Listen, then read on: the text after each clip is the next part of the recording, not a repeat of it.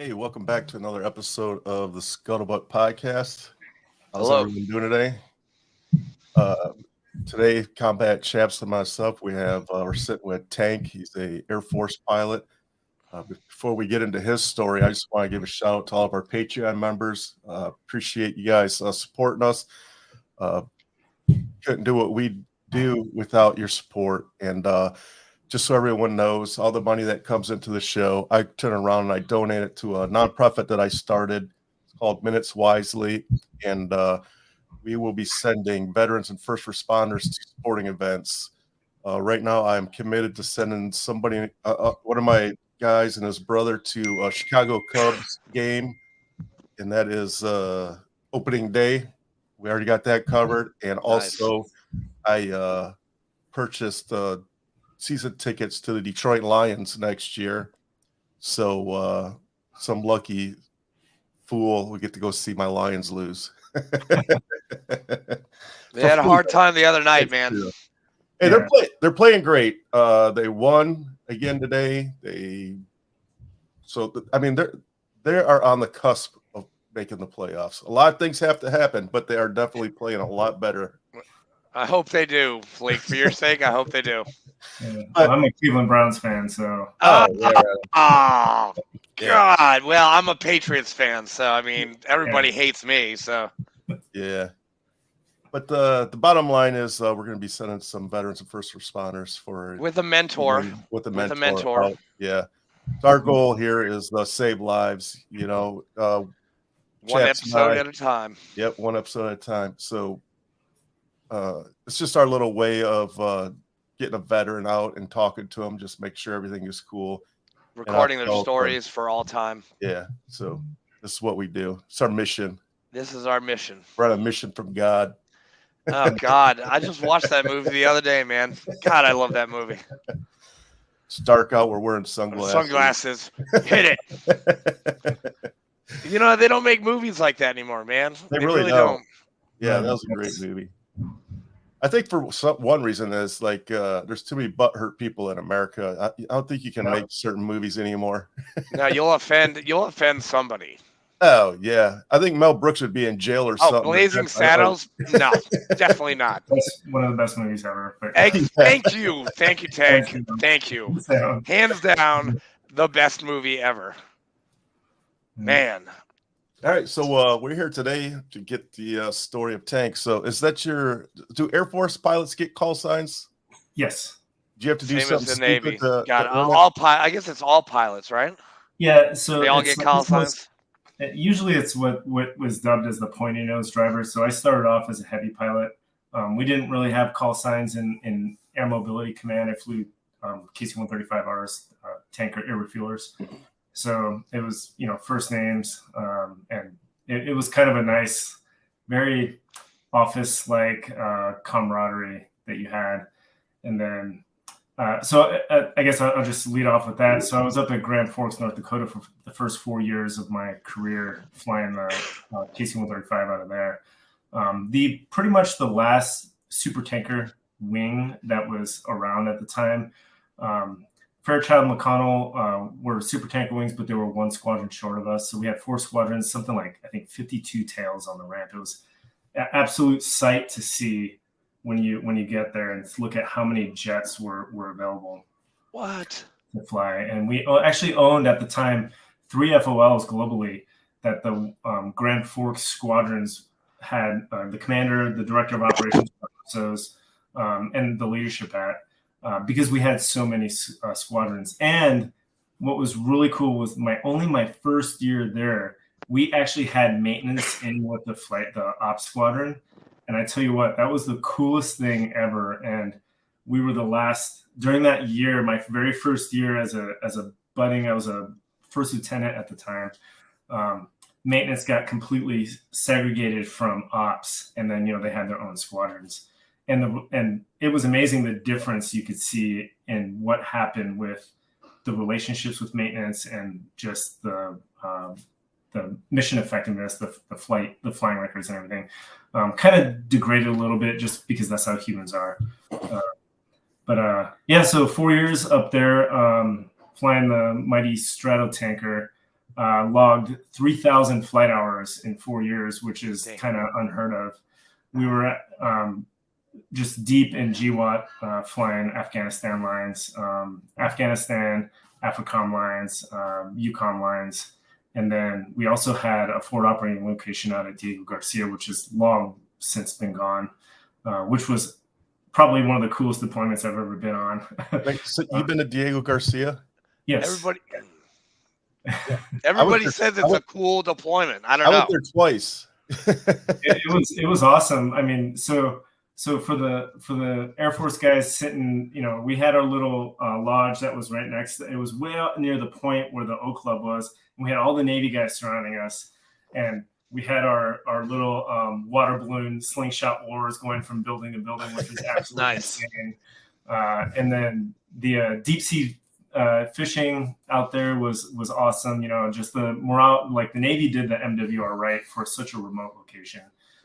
So it was a lot of fun out there running the Donkey Gate. I don't know if you remember that. So about 8 miles around the island. So it's I think it's something like 11 miles or something tip to tip. Yeah. And there was a Donkey Gate. You could get your bikes and ride through there and just see a couple of crashed World War II planes out there, just kind of sticking out of the water, which is really cool. Whoa! And then the coconut, the coconut crabs, right? The giant crabs like this big that would like literally take your bicycle wheel and just chop it in half, like stay away from the guys. But Diego was pretty cool. It was cool. My first exposures out there, learning the relationships, with the Air Force and the Navy, and then seeing the ammo depot right on the ships that are out there. We could go out and tour them, and just never knew that was part of the logistical planning. Right, in the Air Force, we don't touch that.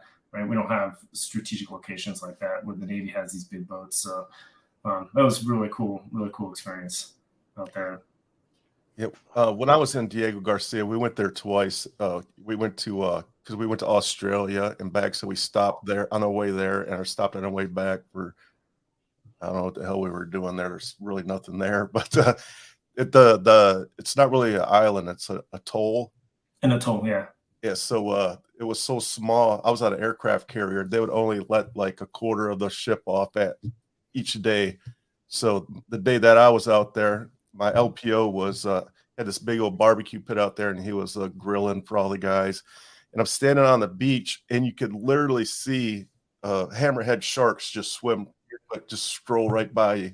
Yeah, I am not getting in that water. Yeah, no, definitely lots of sharks, but really cool experience. We were refueling bombers that were going back and forth to Afghanistan, and it was all in support of GWAT at the time, and just a cool mission. It was a lot of learning because you're flying out in open waters, and if you had like a malfunction or an emergency, I mean, you really had to be smart about what you were doing with your fuel, how much, what your duration was and where you were going to go, because there was nowhere to go. Right? You had the Maldives that were close. You had a couple other emergency diverts, but once you got there was no maintenance, right? There was maybe one hotel available, and then you had your crew, and if you had any kind of flight engineer or anything on board, you had hopefully they had enough rooms for everybody. Everyone obviously would be bunking up with each other, but for a new co-pilot, thinking on your feet and always thinking ahead of the jet, right? Like, okay, in the next 100 miles or the next 150 miles, if we lose an engine, if we have an emergency, I got a fuel, I can go back, we can climb up. If I lose 2 engines, this is what's going to happen. If we have, whatever level of emergency it is where we're going to divert, all right, where are we going to go? Can we get there? And then you're always thinking about like, well, what am I going to do when I'm on the ground, right? Who do I have to call? All those kind of mission kind of essential things, and it was a good experience to really kind of beef up on the general knowledge and prepare for like the aircraft commander duties that were coming shortly. How many crew are on one of those? So on the 135 is just 3 crew members, so pilot, co-pilot, and a boom operator. And the 135 had the boom pilot was the ones where our booms would lay on their stomachs, and the sighting window would open up, the sight door would open up, and then you'd have the sighting glass right there. And they actually manually flew. It was a hydraulically actuated, and they had cables and pulleys right on the boom to fly the wing on the boom. Unlike the KC-10, where the boom operator is actually sitting up in a chair, the sighting door opens, and then they have a nice giant window, and it's all digital controls on the KC-10. And now the KC-46, which is all, the boom sits up front. He sits at what people would think is the navigator's desk, right? So it's the boom station, and it's digital. So you have all the cameras. You're flying the boom from the front of the airplane, right? And initiating the contact and all the refueling. The boom operator, is he an officer or enlisted? Enlisted. And one of the coveted in the Air Force enlisted positions, because you're air crew, right? Flying air crew. Yeah. Rated enlisted position. Yeah, those guys are pretty spot on.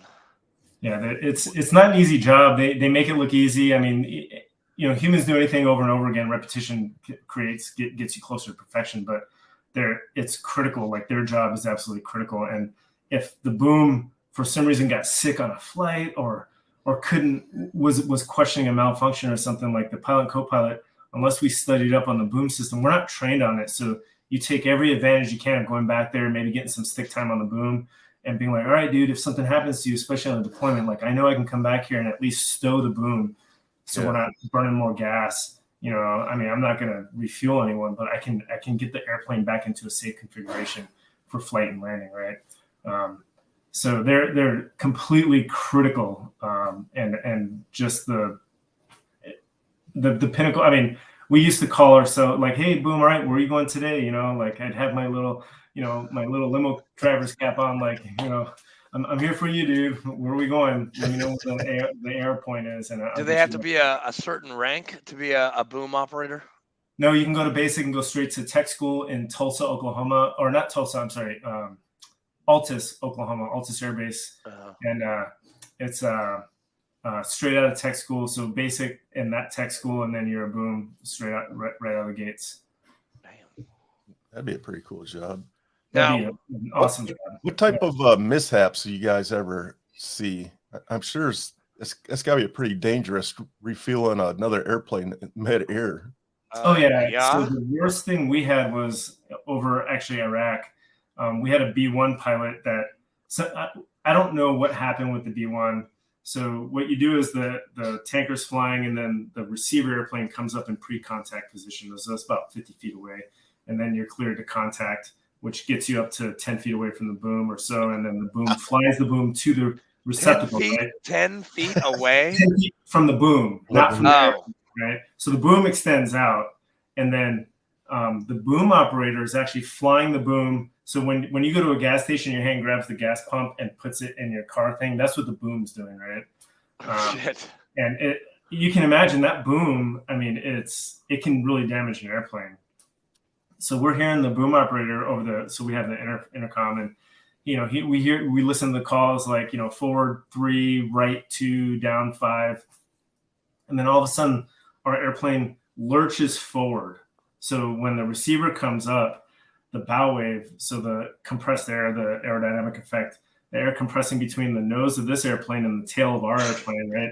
Air is a medium, right? It's a density. Our airplane all of a sudden just started lurching forward and up, and the autopilot tries to correct by nosing down. And all we hear is breakaway, breakaway, breakaway. And that's the emergency call for the boom operator to tell us to push up the power, keep control of the airplane, while the receiver goes to idle and starts pulling back. And then it was, it's been a long time since I've been in the tanker, whatever the appropriate term was for emergency fuel shut off for the boom. So the boom got stuck in the receptacle of the B-1, and they broke it off of our airplane. So the B-1 is literally flying around like a unicorn, because it's got part of our airplane sticking out of right behind the pilots, or actually the B-1 is the nose, kind of sticking out. Yeah. And they diverted back. I don't know if it fell out or stayed on, but they went back to like their FOL base, and then we were done for the night. Is there like security cameras on your plane watching this whole thing so you can reevaluate what happened? Yeah, it's called the boom cell phone. If you happen to have a tripod with like one of those little gorilla things, latched up. No, we don't have any cameras. So it's all up to him. It's all up to him. Yeah. And wow, dude, that's a lot of pressure. Yeah, and imagine a fresh enlisted guy out of tech school, right? So he's yeah.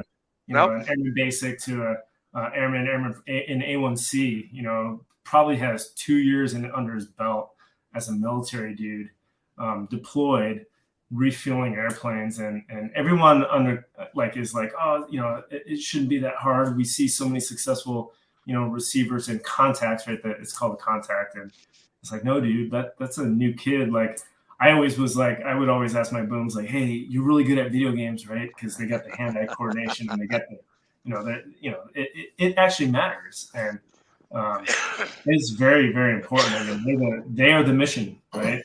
Like the pilots, we drove them to their mission essentially.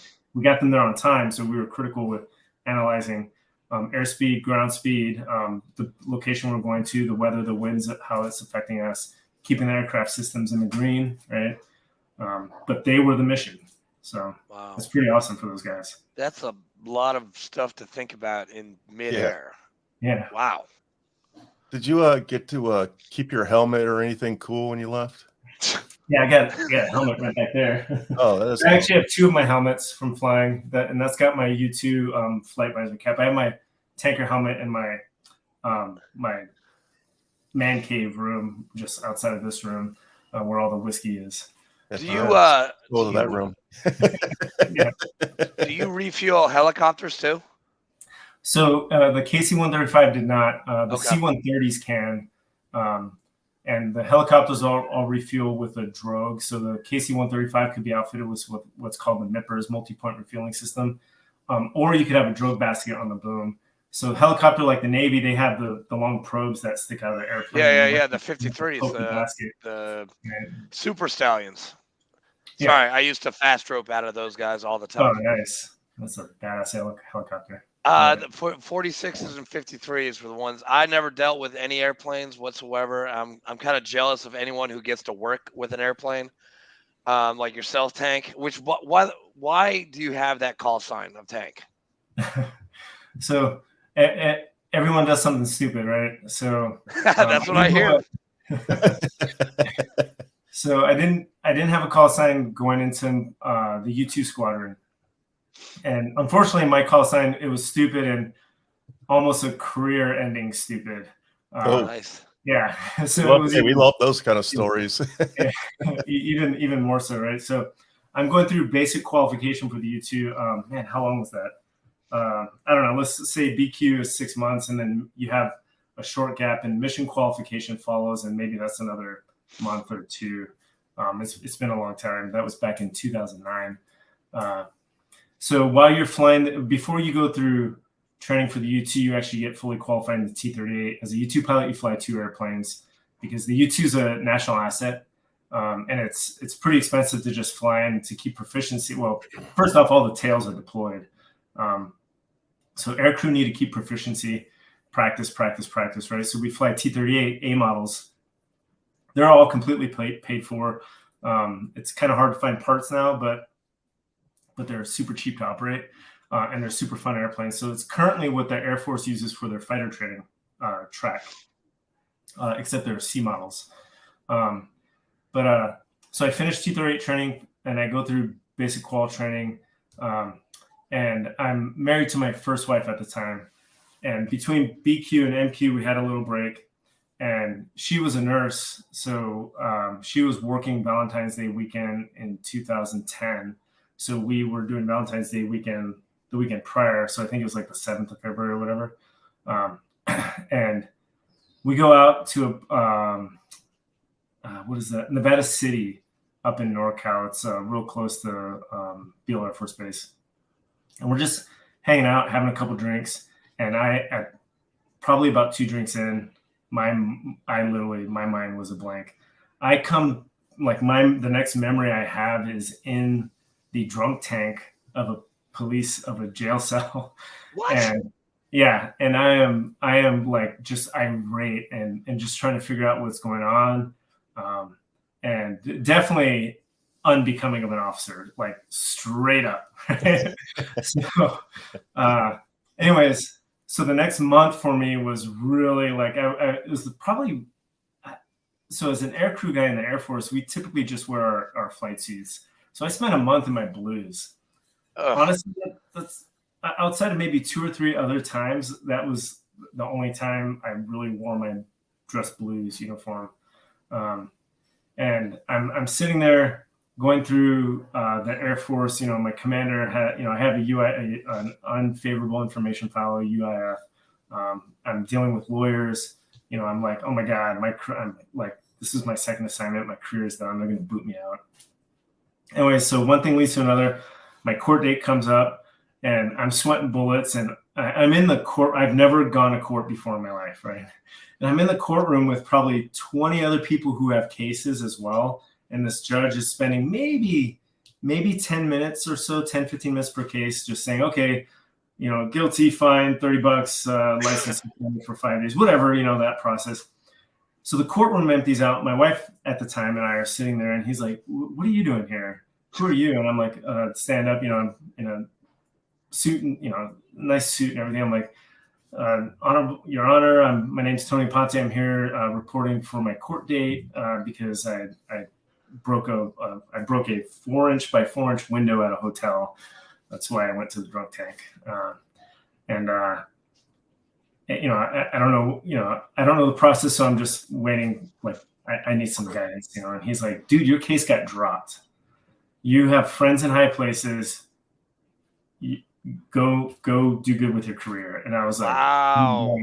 And I was standing there, and Stephanie, my wife at the time, kept like tugging me, and the judge is like, yes, you can leave now. I'm like, speak on silence, out the door before you can say anything else, right? So then the next day I go back to my squadron. Everybody knew when my court date was. Nobody told me that at the time. And I honestly, about a year ago, I found out who actually had my back. And a retired 06, like, great friend, like, love the guy to death. So I'm at the squadron in my blues, and then I get, over the loud in the intercom, it's like, Captain Aponte report to the commander's office. It was Lieutenant Colonel Michael Glackham. No, I'm sorry, Lieutenant Colonel Joseph Santucci. There was a change in command there.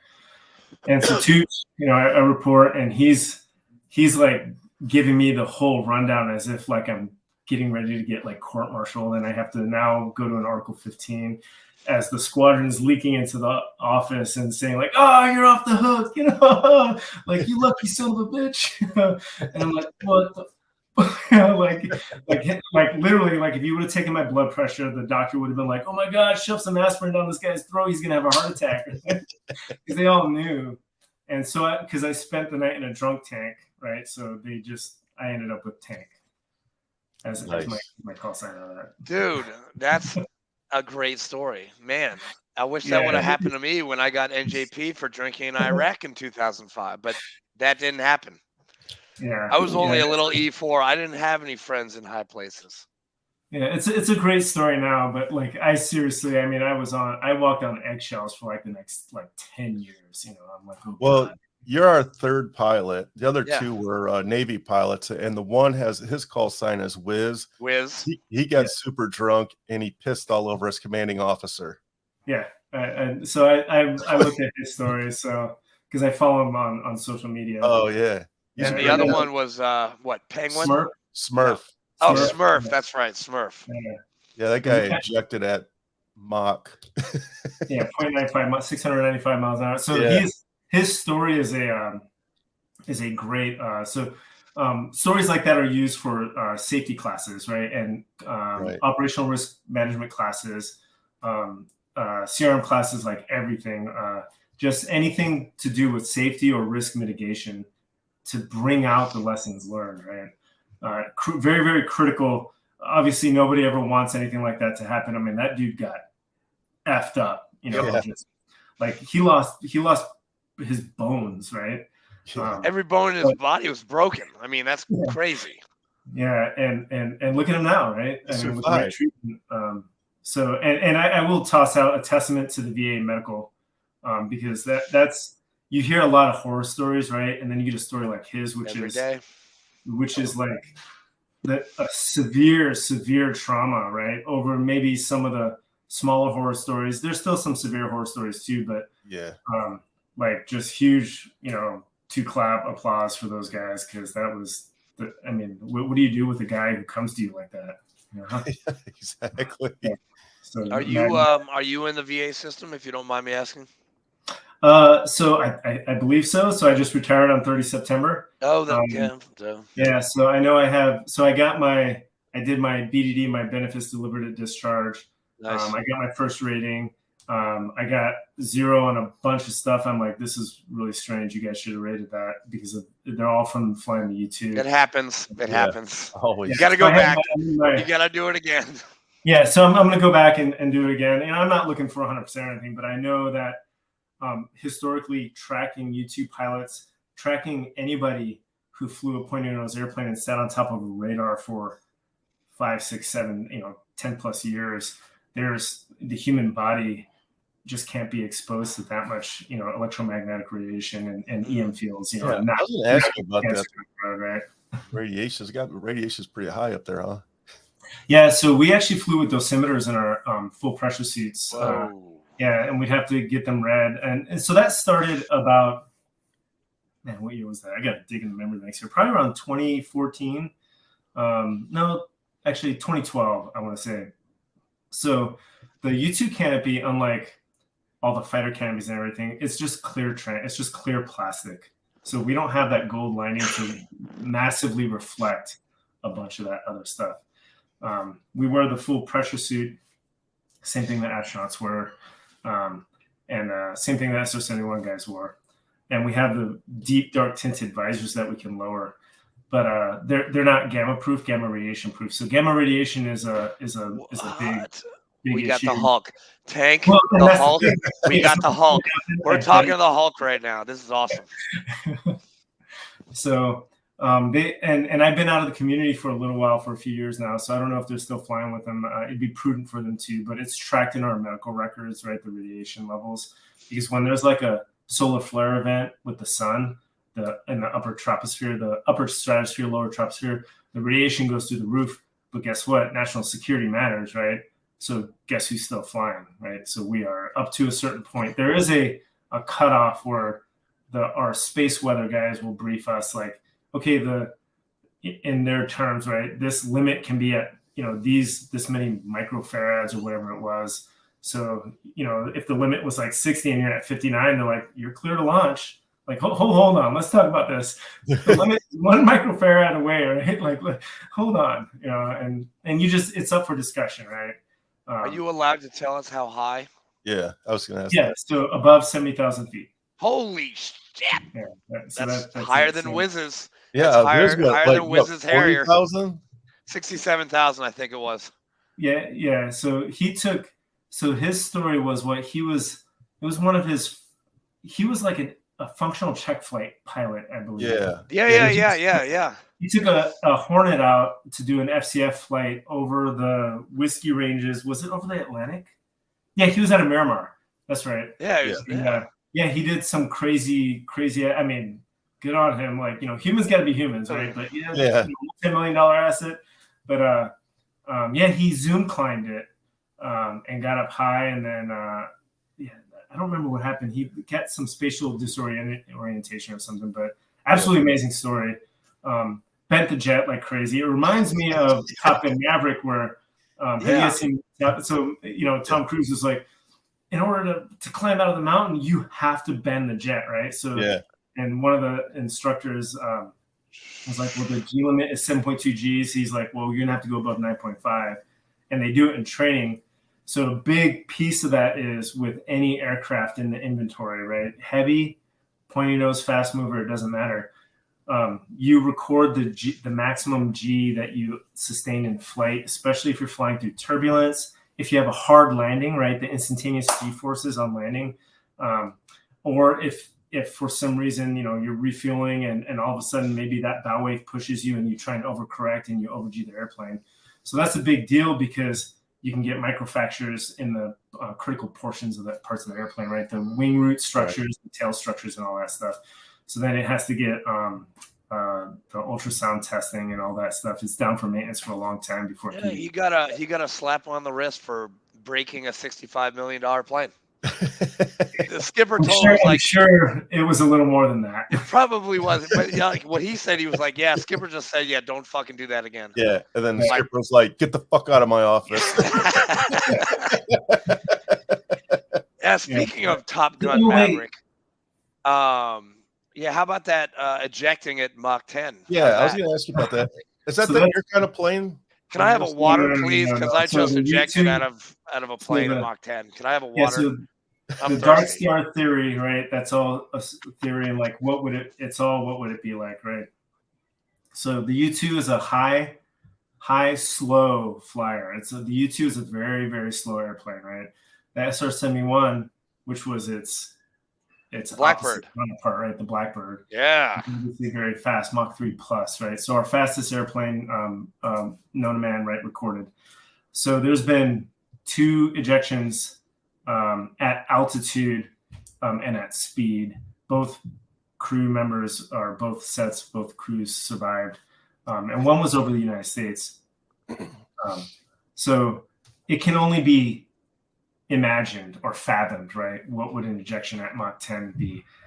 So the suit that Tom Cruise wore in that movie is the same exact suit that the SR pilots wore, the U2 pilots wear, right? That full pressure suit, the setup, the way it looked. I would personally imagine that an ejection at even in the SR, I'm surprised they didn't have it, you would have like a capsule that would come out. You don't want to expose the human to that speed, right? The air rush. And I think Smurf's story alluded to it, like the flail. He talked about a lot of the human body flailing, right? Yeah. And at those speeds, but your bones, even though you might think they're hard, they're rubber bands. I mean, you know, it's human physiology is weak when it comes to those kind of dynamics that you start getting into, right? So know nothing about ejecting at Mach 10. Know nothing about ejecting, right? Except for the classes and the teachings. I've been fortunate enough to not have to ever eject out of an airplane. Do you do you guys have to do SEER training and all that same stuff the pilots do?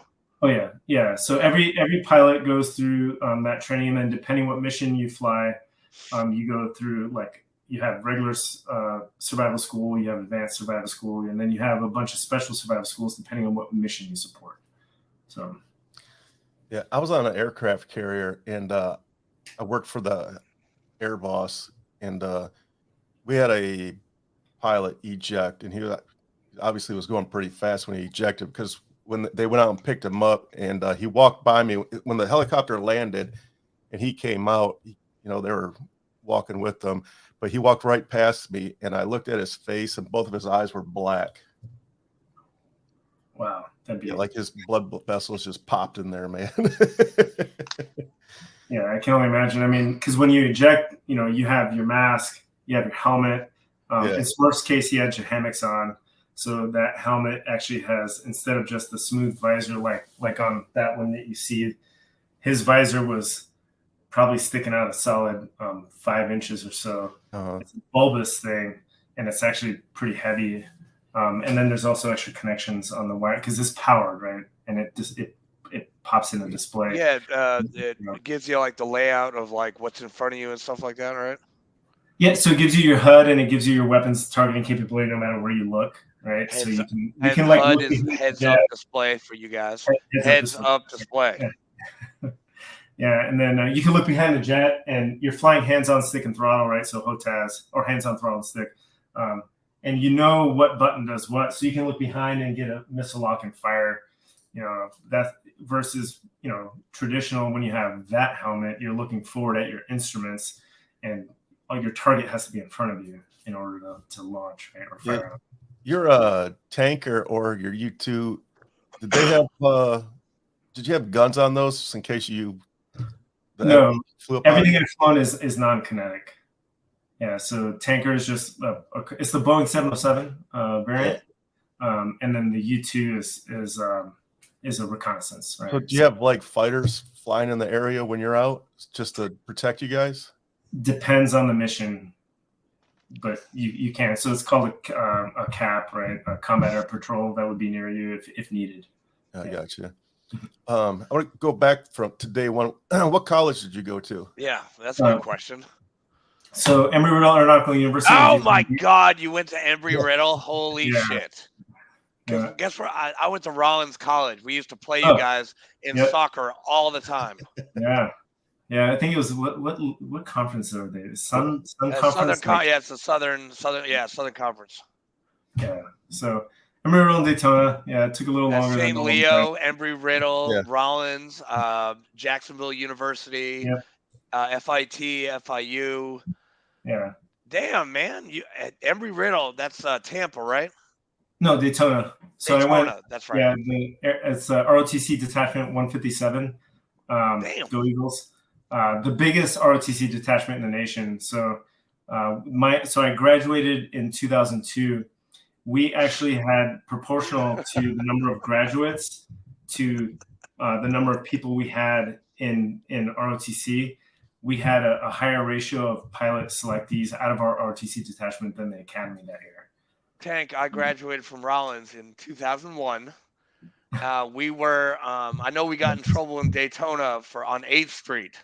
Oh, yeah, big time. We got kicked out. We were not allowed to go to Daytona Beach anymore after that summer. That's awesome. Damn. Small world. Small world. Yeah, 96 to 2001. Yes. Did you start in 96? Yeah, no, 97 to 2002. Okay. Actually, closer to 2003, but every summer included, just to graduate on time. And then you went straight to the Air Force after that? I did, yeah. So I got picked up. I joined ROTC my sophomore year, and then I was like, well, let me try it out. My father is enlisted Army retired, so we grew up, me and my brother. Did you make him salute you? Yeah, so he gave me, he did, he wanted to, right? Yeah. Which was obviously honorable. And he gave me $1. So I have a twin brother. He's a Coast Guard chopper pilot, cool. stationed out at headquarters. Right in DC. Oh, that's cool. So joined ROTC my sophomore year, got picked up for a scholarship my junior year, and then got picked up for pilot training my junior year, and which sucks because it's like, well, I have a job. You kind of lose focus on school at that point, you know? Yeah. And then you start having fun, hence the extra summers to go to make it to pilot training on time. So anybody watching this, if you're in ROTC, always do good all the time. Don't delay your training. Yeah, went to pilot training at Columbus Air Force Base, started December of 2002, graduated December of 2003. Pilot training was a total kick in my ass. Coming out of a life of where, for my brother and I, things just naturally came easy for us. And then I hit pilot training, and pilot training kicked me in my junk over and over again. And the crappy part is I look back on it now, and I didn't learn fast enough, you know, during pilot training when those lessons were being taught. Like I was still like, oh, I'll get over this. This is actually easy. And so lots of lessons learned that I actually locked onto for the rest of my career to teach the airmen that I was working with, because I met a lot of cocky ass airmen too. You know, I mean, and I can't blame them. They're coming out of high school. They got a great paying job. They don't have a college. They didn't go to college. They didn't do the normal formal school bullshit that, you know, everyone else does. And they got benefits and they got a ton of stuff coming for them, right? Even though they're enlisted, right? But I knew growing up with an enlisted dad in the Army, first off, the Army has the worst like housing, you know. Agreed. And everything. So agreed. When I started living on Air Force bases, I was like, oh my God, this is like a 5-star hotel, right? Yeah, eat it, Army. Okay, eat it. You got nothing on the Air Force for housing. Yeah, well, I don't think anybody does, honestly. Like I've been to all the bases. Hey, Navy's not that bad either. Norfolk, Navy's Virginia, got the best MWR fantastic. program, like because they care about like having fun. But pilot training was a kick in the junk. I was probably second to last in my class, and like I said, lots of lessons learned. It was a blessing in disguise because I ended up going to Grand Forks, which is like the last pick, honestly, for everybody, because it's up in North Dakota. But in 4 years of flying and deploying and flying combat Lions, right? Even though I was not in a combat rated aircraft, it's combat rated. I was not in a kinetic aircraft. I logged 3,000 hours of flight time. most people in the first tour will be lucky to get 1,000 hours. And it was just deployment after deployment after deployment, and just totally burned me out. And it was either I wanted to do something different, even if I got burnt out. So the U2 was highly attractive for me, or I didn't want to fly anymore because I couldn't have a family. It was just, I was always gone. So you and I fly thought, from North Dakota to Afghanistan? no. So we would deploy, right? So it was you could make it in one hop with a midair refueling, but Okay. we would stop somewhere in Europe, wherever it was. It was just one night, wherever they had tanker maintenance. If we needed to pick up troops or anything, we'd stop at a base, right? And then it was from Europe. It's only 6 hours to our forward operating location from there. And it was pretty much rough at no less than 90 days on, maybe 120 days on. And every single time you came back home, you'd be lucky to get 30 days at home before you redid that cycle. So while we weren't gone for a year at a time, we were only home for 30 or so days at a time. I spent my first year at Grand Forks with my stuff in TMO storage because when I was going through my mission qual training there, which was very short, tanker. So we did all the basic training at Altus. You go to your base to get the mission qual training for that base's mission. It might be like a month, maybe. This was 21 years ago. Yeah. And everyone's like, oh, here's a schedule, deployment schedule. And I looked at my name. I'm like, okay, I'm gone here. I'm home for a month. I'm gone. I'm home for a month. I'm like, hey, am I allowed to just keep my stuff in storage and bank my BAH? And they're like, yeah, absolutely. Everyone does it. Done. So but that speaks to the ops tempo at the time, right? And it was rough. It was rough. You come home and you think you can recoup, but the human body doesn't recover from flying, being on a Bravo rotation cycle while you're deployed. So you fly, you land, you do your paperwork. You have 45 minutes or so, I think, to do your paperwork, and you have to go right back to your rack. You rack out. 12 hours later, you're back on, right? And so you go from day to night ops, it just nonstop rotation, and it takes a toll on the body, right? And right. And I used to think back, like, man, I used to do this in college. I'd be playing Call of Duty all night long. Go to class, right? Come back, drink some Mountain Dew, play Call. Like your body. Dude, you should have joined the infantry if you wanted that. Yeah, right. But your body definitely changes the way it works when it's like work, right? Versus having fun with the bros and the bras, So you did sets. So you did 21. How many years? 25. 21 years. 21. Yeah. So you got at what? Colonel? A lieutenant colonel. Hoorah! Yeah. I don't think. I don't know. I was maybe on a path to make 06, but it definitely isn't my thing. I fell in love with the ops execution stuff. And I could still take care of airmen in my own fashion, in my own way, but the player personnel piece of a commander was just not. It wasn't my thing, right? People are born and bred to do that, and then people are born and bred to just execute and fly the line. Like damn straight about that. No, that's the smartest thing you've said tonight. People listening to that, you are born into something. Don't try to be something you're not. All right, because it's not going to work out. It's flying the line. I didn't mind, taking an extra turn, flying a line, going out for an extra sortie. It's what I love. So, what was the centrifuge like? Oh God! Oh, good question. The only reason why I did the centrifuge is because I flew the T-38 at Beale Air Force Base. Not every pilot gets to go do the centrifuge because you're not going through basic fighter fundamentals or BFM training or a fighter training course. It's a continuation training program. So when I jumped in, I was like, you know what? I want to be as aware of the aircraft as I can. So a couple of us, we started pushing for more centrifuge flights. We got them every now and then. So I got to go in the centrifuge and opted for the F-16 profile, which is the 9G profile. It's an eye-opener. It is something I don't know that you can train for it ever. Shy of maybe getting in a Formula One car and driving in a circle at full skid pad rating capacity and hoping that's enough, or maybe even getting in like an extra 300 aerobatic airplane and just pulling G's all the time. But there's nothing like it, because the Viper is the I guess the pinnacle of like the airplane that can pull the most G's and hold it, right? Viper. So the centrifuge profiles, you know, you have the Hornet profile, you have the Viper profiles, you have the T-38 profile. T-38, man, this is, forgive me if I'm wrong for whoever's watching this. I think the max G limit was 7.2 Gs in the 38. So the 7G limit, that was easy for me. And then they told all the U2 guys, like, which profile do you want to fly? Of course, we're all like, I got the F-16 profile. Like, that shit knocked me out in like 5 seconds, man. It was just, your face starts flapping. You want some coffee? Hey, you want some coffee? That's spots like us, man. That's the only thing I think about when the centrifuge. But hey, you want some coffee? Some people, I need to put my video up there.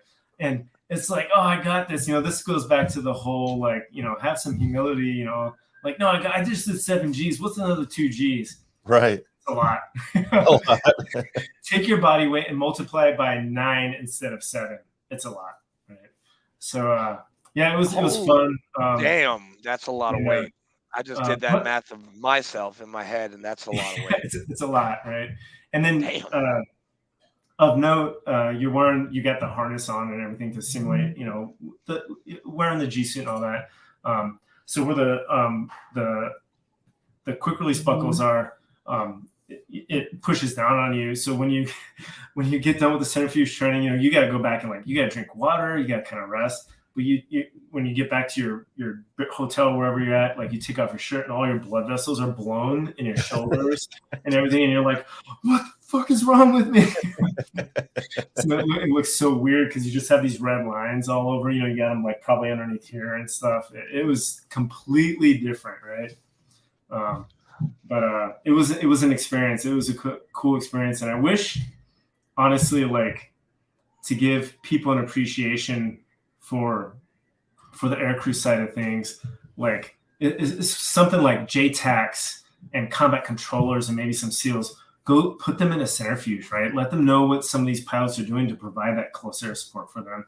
While at the same time, because the fighter guys get to go do ALO school and training, go be an air liaison officer, where they're going out and working with JTACs, maybe making some calls to call in, close air support or whatever, and get a little taste of it, but at the same time have the air crew go and do some of the stuff that they do to know the dynamic of what the guys are doing. Because we always talk about, like, the reason why an airplane is launched is to support the warfighter on the ground, right? And there's a lot more integration of that. I wish I got to see more of that, but it's still pretty cool to hear about it and just at least knowing that in the present day it's happening, right? It's just the appreciation for each side. Right. Yeah. Sure. Yeah. But overall, the centrifuge was a fun experience. F-16 9 or 9.5 G profile knocked me on my ass. Out. Damn. Yeah. When you were flying your U-2 and you're like 70,000 whatever feet up, are you allowed to take photos? Oh yeah. Yeah. So obviously stateside training missions, whatever, like, we don't, once you're above 70, you never shoot your altitude display. You're not supposed to. That's why we always say above 70,000 feet, right? There's some operational limits that we don't talk about, standard for most aircraft, because you can tie those to offensive and defensive capability requirements, right? Even though U2's been flying since 1955. But yeah, so I have a ton of pictures. I'll be happy to shoot you guys a ton of YouTube pictures. Yeah, that'd be cool. I would love to see them. Yeah, and I've got a couple pictures. Some of the best pictures I show are some of my Northern Light pictures flying through them over the Arctic. But one of our pilots was an amateur pro photographer. Extreme Ross is his handle on social media. His pictures are through the roof, absolutely amazing, especially his Northern Light pictures. I'll have to show you guys. But overall, it's a really cool perspective to show. Like, obviously, when I was with the community actively flying, I was up there for just under 8 years, flying the U2. You know, all my friends and family, you know, they'd land and they'd be like, "Did you take any pictures?" And to see pitch black above you at high noon, right over the San Francisco Bay on just a training sortie, is intense. and then to see the curvature of the Earth, at that level. And when you're flying the sunrise or sunset time frames, to see so you can see daylight, right, way off in the east where the sun's rising. And then we call it the terminator line. So the terminator line is chasing the night side of the Earth, right? So whether it's at sunrise and going away from you, or at sunset and overtaking you, it's this purple line across the sky, this violet, deep violet. Man, you that's get cool. black, you get this violet line, and then you have daytime, and it's like, what? And you see it just moving. Specifically, dude, that's wild. It's beautiful. That's pretty wild. It's absolutely amazing, and probably the coolest flight of my life in my Air Force career was my first solo high flight, right, in the U-2. So the first time, my first high flight, which is so we have 4 2-seaters now, so you have an instructor in the back, was obviously really cool. And it's really cool because the instructors, they know every human in the world. You take them up. You get up to altitude. Once you get above 50,000 feet and you're still climbing like a rocket, they're like, all right, I got the airplane. Get your camera out. Take all your pictures for your friends. Take your selfie. Do whatever you got to do. But you're with the instructor, right? So if something happens, you got mom or dad back there helping you out. So you get, So you get 2 flights with an instructor, I think. Before you go solo high, it's been a long time, but that first solo high flight, you're by yourself, you're rocketing through the air in this airplane with just under 18,000 pounds of thrust on takeoff. And, you're climbing out at 40 degrees nose high, pitching for airspeed. The one thing that's really cool that people glean onto with the U-2 is on a mission jet, you're using the throttle to taxi and everything, but when you go to take off, you go full firewall forward. I mean, you're like breaking the forward wall. That throttle stays there for the entire mission, and it doesn't move until you're ready to descend because you're in a constant climb profile. And then when you're ready to descend, it comes all the way back to the idle to the back wall. So you're not really doing anything with the throttle the entire flight, unless you got weather or turbulence that you have to go around, or unless you have to maintain an altitude for a special type of mission. But yeah, that first solo high flight, you're trying to remember, okay, aircrew discipline, do your checklists. Oh my God, I'm climbing above 70,000 feet by myself. Like if there's not a single human in the world that wouldn't want to be like, all right, I need to mount like 5 GoPros. I need a cool 360 camera. I need to lace a recorder into my intercom. Like I'm going to be screaming like a little baby girl in a candy shop kind of thing. It was absolutely phenomenal because you're doing it by yourself, right? And if something happens, it's all you. But you get to have that experience all by yourself, right? And it's awesome. I don't know how else to describe. I remember it like it was yesterday, and that Yeah, that's cool. It's super memorable. So, 21 years. How many UFOs have you seen? Oh, good question. So, unidentified flying objects, yes, I have seen them. A lot of people have seen them. They've turned out to be identified flying objects, right? Yeah. So when you're flying over hot areas, Afghanistan is probably the easiest one since that was our most recent largest campaign, and the Army's firing HIMARS missiles and rockets that go above us, right? And then you have a different perspective on. There's a lot less atmosphere on you above you, right? Excuse me. So there's a lot less intrusion to the human eye. You see, especially flying at night, you see every meteor burning up, entering the Earth's atmosphere. Every single one, right? So it's like, oh my God, I just saw a UFO, and you're talking to your buddies over the link, and they're like, dude, did it fizzle away? And yeah, okay, that was a little tiny meteor. When the guys on the ground probably are never going to be able to see that. So I'll just leave it at that. There's Man, the suspense is killing me. Yeah. Now, you got some top secret clearance. I know you're not telling us some stuff. I know you got to keep it in. It's cool. You get to see some cool things, and I'll the most spectacular is the Northern Lights flying over the Arctic. I mean, because if you go up to above about 65 degrees north, right, Alaska, Canada, the finger countries of Europe, Iceland, whatever, they're typically like maybe hues of green and blue, but you'll get all the colors up there, and it's beautiful. And the first time it's like, okay, am I like getting radiated right now? Because it's like the atmosphere off gassing, right? It's the gases they react with all the other gases, and less air density, less oxygen, less nitrogen. So, but yeah, and then you're just sitting there like, oh, I got about another 6 hours of this. This is pretty sweet. It's different, right? So and it's just beautiful. I don't know how else to describe it. It's just absolutely beautiful. Is there turbulence up that high? Yes. So most of the time for me it was smooth flying. So when you get turbulence up that high, you have a gravity wave that has a lot of energy from down in the lower atmosphere that gets pushed up really high. So it's a mass of air that just moves, right? So it's like a warm front that travels up. Maybe it ramped up a mountain, maybe it hit a cold front and it rode up that cold front. And when you get the turbulence up there, it's scarier than any turbulence I felt in like an airliner jet or flying the tanker or the T-38 down in the normal blocks of altitude, because it's very, very, very rough. And our forecasting science is pretty good, right? It's definitely not accurate for that because that's a very hard thing to get right. We depend on a lot on surrounding areas to launch weather balloons, so we can get real-time data on that.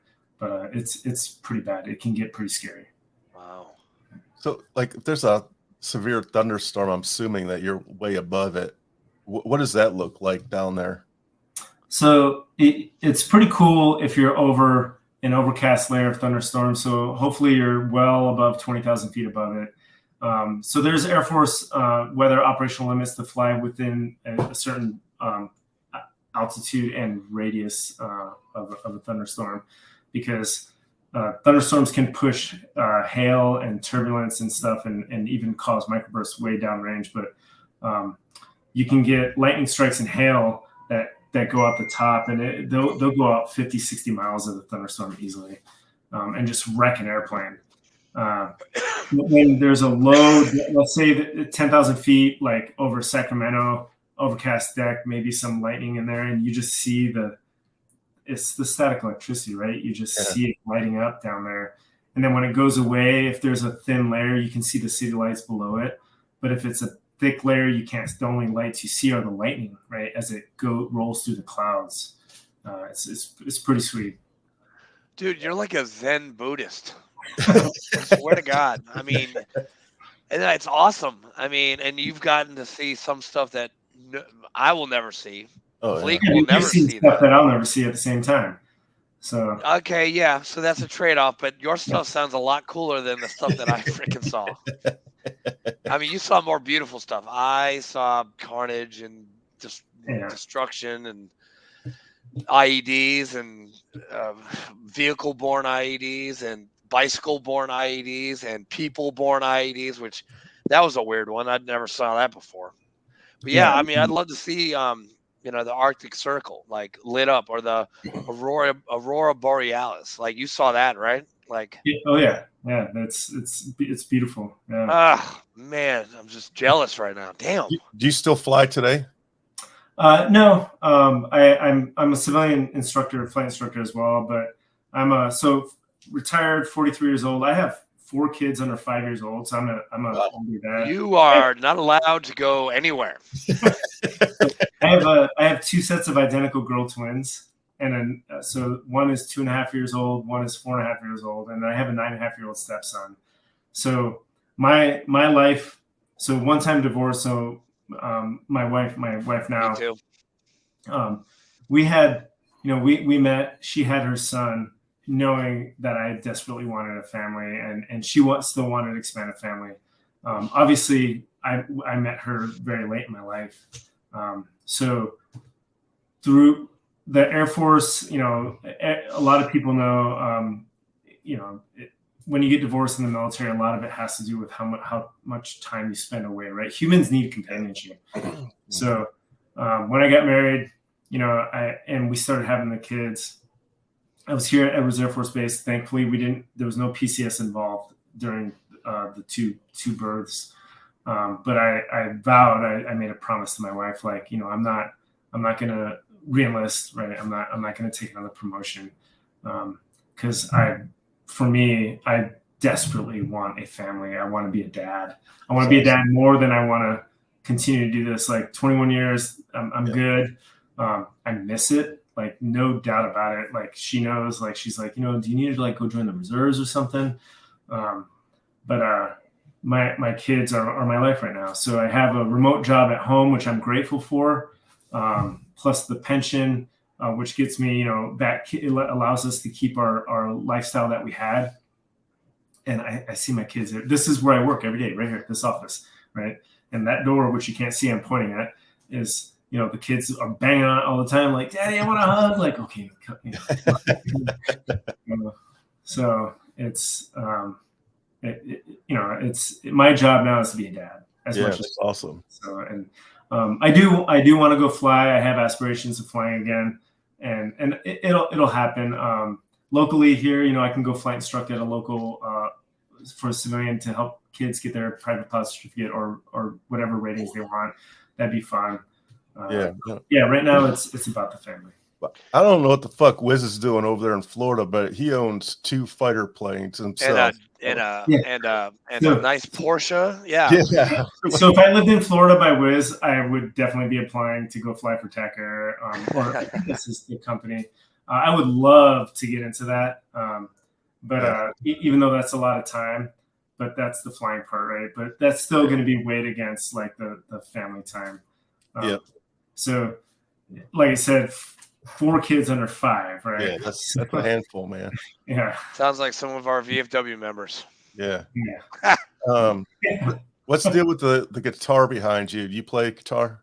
I'm learning. So my wife got that for me. Oh shit. 3 birthdays ago. And I spent the first maybe 3 months learning how to play Baby Shark, right? Because of the kids. And I can play Baby Shark. I don't know if I can play it anymore. So, and then it sat in the case. It's been in that case for a solid 2 years now. So now that, you know, I'm working on my home life, time management, all that. Guitar is a top priority. So I got a Udemy class, and every morning I wake up. So actually about 2 weeks ago was when I started again. So I'm do my morning workout. So I'm in here at 6 a.m. About 45 minutes with the class I bought to learn the chords before I get an actual instructor locally here. But I desperately want to learn how to play the guitar. I just want to start jamming out with people. Like, if you guys know how to play a guitar, be like, dude, grab them, let's jam out. I got one in the closet right over here, and it's been sitting there for years. I took 2 lessons, and that's it. And that's this year. And I know how to hold it, and I know like 2 chords, and that's about it. All right, chat. So let's do this. So let's do another meet, all 3 of us together, in a year. And do a jam session? Let's have a jam session. Hell, dude. So yes. Yeah. December 11th, 2023. Everyone is hearing this right now. All right. We're going to have a jam. It's not, hey, no promises. No. Yeah. I'm writing it down right now. I was going to say, man, I'm tone deaf, man. I love music, man, but music don't love me. All right. Well, we'll throw you on the cowbell then. Yeah. Cowbell or the tambourine. You can play the tambourine. Like more cowbell. More cowbell. I wonder how many people out there watching will get that reference. Probably not a lot. Okay. Even though Saturday Night Live has gone down the tubes, I don't know what the hell is going on with those guys. Yeah. It used to be so funny. That's our type of humor, right? Like it was. I mean, you're 43. I'm 45. Richard, how old are you, Fleek? 56. All right, he's a little bit older than us, but Yeah. I mean, Adam Sandler and Chris Farley and Tim Meadows and Sherry O'Terry and all those Yeah. like the great ones. But I can you mean, imagine if they told their jokes now? oh Like they'd be in no, jail. hell, oh no, no Yeah, way, yeah. no way, Yeah, that wouldn't no happen. way. Or like like Belushi or Yeah. who's the Dan black guy? Aykroyd. Dan Aykroyd, freaking Eddie Murphy, Charlie Yeah. Murphy. I mean, Yeah. all those guys. I mean, we Chris can't even. Farley. Eh, I miss Mr. Farley. Absolutely. God, that guy was funny as shit. Yeah, he was Yep. awesome. I love watching like Billy Madison talk about him, dude. David Spade talk about him. Man, they got some great stories. Well, Yeah. I can listen to those guys talk all day long. Yeah, and they're actually very intellectual too.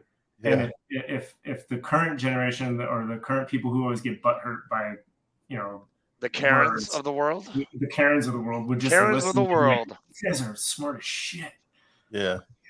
I mean, Young Frankenstein. I mean, that would upset somebody definitely today. Yeah, that it would. Or High Anxiety. I mean, you can't play that nowadays. No way. Yeah, good stuff. Do you have any parting words of wisdom for our viewers? We call them saved rounds. Do you have anything? Yeah, actually, if you don't mind, I'd like to just give a quick blurb on what I'm doing right now. No, go. Yes. Oh, yeah, that's exactly. Yeah, thank you. That's exactly where we're going with this. So, it's Good job, Andrew. Good job, chaps. All right. It's all about the veterans, right? So, it's all about the veterans. So for me, my transition. So for anybody watching, if you're about to transition out of active duty service, I'm going to tell you right now, those closer to my generation are probably going to have a lot harder time than those in like if you've recently joined and you've done like 4 to 6 years, because the culture that you come in with is different, right? But the transition overall is hard. You've been provided everything, literally everything. You have life insurance is provided for you. You have pay, housing, either housing or housing allowance, right? Tax-free. Yep. A sustenance allowance, a uniform allowance. Like, just look at your LES. Go log on to your TRICARE West or TRICARE East websites. Look at the provisions that are provided for you. So when you transition, there's a lot of things you have to think about, right? So are you guys familiar with DoD Skill Bridge program? Right now, so transitionees. So the Army started the interning, right? The internship. Yeah. So I'm gonna do a quick buzz on that, the DoD level program, if that's cool. No, go right ahead, man. Buzz, right? So the Army started, I believe the Army started the trend for this a long time ago with their CSP Career Skills program. So what they wanted to do was basically provide a means for upcoming active duty service members who are going to transition out, whether they separate or retire, doesn't matter, they're transitionees, to attain awareness, training with the outside world, right? Outside of active duty service. So civilian sector or government, it doesn't matter. So it didn't, I can't really speak to it that much, but from what I read online right now, it didn't really do much. It helped out some people. So it evolved. The DoD took charge. Congress recognized a problem for transitionees and the veteran unemployment rates, right? So if you go onto va.gov, there's you can link your way to the Department of Labor site or just go on the DOL site and then look at the unemployment rates for the nation, right? And they break it down. One of the links you can click on is veteran unemployment rates because it's critical to track that. So over the past, the average over the past year, maybe year and a half, has been hovering right around 3.7%. October, November has been 2.7%. So something right is happening, right? If you look at the numbers separating from the military, somewhere around 200, 250,000 separatees per year, right? And that obviously goes up over the years. So there's a recognized problem still to date with the transition process not providing all the information. And it's funny because I talk to all my civilian friends and like, why do you need a transition program? Like, it's just like moving to another job. And I'm like, I'm not going to punch you in the face right now. So you just don't know, right? So the bottom line is when you're given everything and you move to a culture, to a world, to an environment where you yourself now have to provide everything, then it affects you, right? And for the most part, the worst group that's suffering from this are our junior enlisted folk, because they're still young and naive, right? I mean, I went through college and you learn a lot, because that was, my parents weren't there, right? My father was still stationed in Germany when me and my brother went to college in Florida. Like, you learn a lot, right? You street smarts, they mean something. The DoD Skill Bridge offers the capability, congressionally mandated, where any active duty service member can present a timeline to their commander to request to final out or out process up to 180 days prior to their contract end date, or their date of separation, right? Within that 180-day period is the combination of all of the permissive TDYs and terminal leave you need to take. Skill Bridge, house hunting, relocation, terminal leave, right? That's a huge chunk. Currently, right now, until hopefully in the near future, right? And I'm not saying this is on the docket, but there's people pushing this. This is not written into the active duty service members contract, but hopefully we as a culture and a society evolve to the point where, hey, I signed a 20-year contract. I get it. I will do 20 years of active duty service.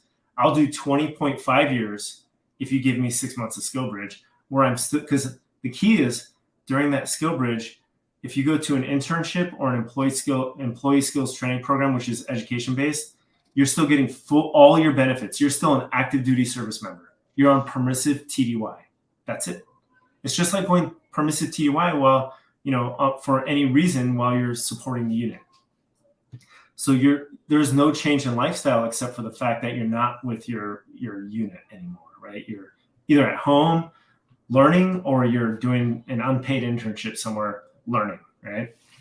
So my Skill Bridge company that I joined with was Allegiant Giving. They're a veteran-run nonprofit up in Northern California, near Sacramento. And they're an EST, employee skills training program. So they've partnered with Coursera, just like a few other veteran nonprofits, to provide free education for life for any active duty service member, dependent, or veteran. So you can go on our website, fill out the contact or stay in touch form, or just email info@legionggiving.com. Somebody will get in touch with you within 5 business days, and you go back and forth to figure out, what do you want? Like, oh, I want education. I need to change my resume. I'm sick of my job, whatever. Once we give you the account through Coursera, which is, I think if you do it on your own, it's been a while. I think it's like $500 a year. It's free for life. You just sit there and just do courses. If all you want to do is courses, have at it. Your dependents too, right? Your kids. So we do that. That's our Skill Bridge program. So employee skills training. And we have 12 approved tracks right now, and we're building that up. So since I jumped onto Allegiant, myself and a couple other people and the staff has grown.